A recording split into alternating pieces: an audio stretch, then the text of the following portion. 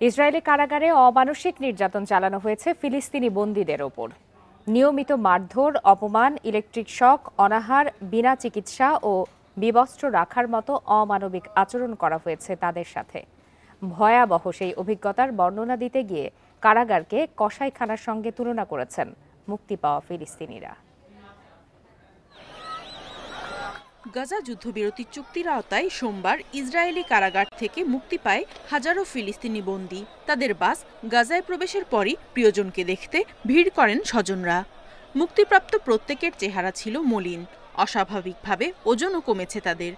বন্দী দশায় অমানসিক নির্যাতন সহ্য করেছেন এসব ফিলিস্তিনি। ভয়াবহ সেই অভিজ্ঞতার বর্ণনা দিলেন মুক্তিপ্রাপ্ত ফিলিস্তিনিরা। জানান, কারাগারে প্রতিদিন বহুবার তাদের মারধর ও গালাগালি করা হতো। দিনের পর দিন অনাহারে রাখার পর দেয়া হতো খুব সামান্য পরিমাণ খাবার। অসুস্থ হলে দেয়া হতো না কোনো চিকিৎসা। শারীরিক নির্যাতনের পাশাপাশি চলত মানসিক নির্যাতনও। প্রতি মুহূর্তে তাদের পরিবারের সদস্যদের হত্যার হুমকি দিত কারা কর্তৃপক্ষ। মনে হতো যেন কোনো কসাইখানায় আছে। আমাদের বিবস্ত্র করে রাখা হতো। প্রতিদিনই অনেকবার মারধর করত, ইলেকট্রিক শক দিত।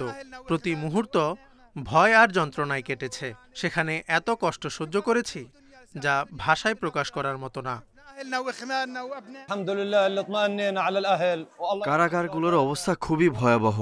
ভাবতে পারিনি জীবিত ফিরতে পারবো। সেখানে প্রতিদিন ছিল দুঃস্বপ্নের মতো। ক্ষুধার্ত ও তৃষ্ণার্ত থাকতাম। ওদের মার ধরে আহত হলে ওষুধ দিত না, যন্ত্রণায় কাতরাতাম। ইসরায়েল কর্তৃপক্ষ প্রত্যেক বন্দীর উপর নির্যাতন চালালেও বেশি নির্যাতন হতো গাজা থেকে আটক ফিলিস্তিনিদের উপর। এখনও যেসব ফিলিস্তিনি কারাগারে আছেন, সীমাহীন নির্যাতন চলছে তাদের উপর।